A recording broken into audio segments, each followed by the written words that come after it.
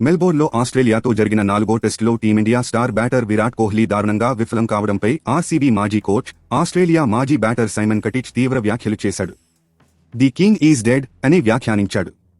Australia నిర్దేశించిన 340 పరుగుల విజయ లక్ష్యంతో రెండో ఇన్నింగ్స్ ప్రారంభించిన భారత జట్టు 184 పరుగుల భారీ తేడాతో ఓటమి పాలైంది. అత్యంత కీలకమైన రెండో ఇన్నింగ్స్లో కోహ్లీ 5 పరుగులు మాత్రమే చేసి పెవిలియన్ చేరాడు. పెర్త్ టెస్ట్ రెండో ఇన్నింగ్స్లో సెంచరీ నమోదు చేసిన కోహ్లీ ఆ తర్వాతి నుంచి పేలవ బ్యాటింగ్తో విమర్శలు కొని తెచ్చుకున్నాడు.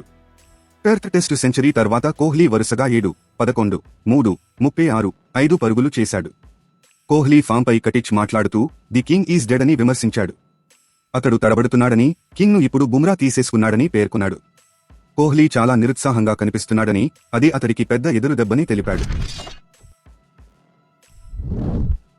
మెల్బోర్న్లో ఆస్ట్రేలియాతో జరిగిన 4వ టెస్టులో team India star batter Virat Kohli దారుణంగా విఫలం కావడంపై ఆర్సీబీ మాజీ కోచ్, ఆస్ట్రేలియా మాజీ బ్యాటర్ సైమన్ కటిచ్ తీవ్ర వ్యాఖ్యలు చేశాడు. ది కింగ్ ఈజ్ డెడ్ అని వ్యాఖ్యానించాడు. ఆస్ట్రేలియా నిర్దేశించిన 340 పరుగుల విజయ లక్ష్యంతో రెండో ఇన్నింగ్స్ ప్రారంభించిన భారత జట్టు 184 పరుగుల భారీ తేడాతో ఓటమి పాలైంది. అత్యంత కీలకమైన రెండో ఇన్నింగ్స్లో కోహ్లీ 5 పరుగులు మాత్రమే చేసి పెవిలియన్ చేరాడు.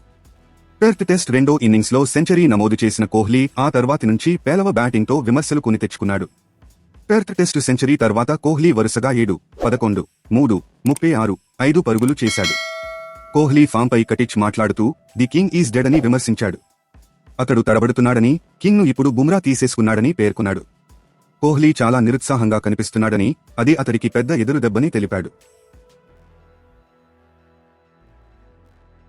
తాజా సమాచారం కోసం లైక్ చేయండి, సబ్స్క్రైబ్ చేయండి, నోటిఫికేషన్ల కోసం గంట సింబల్ ఆన్ చేసి పెట్టండి.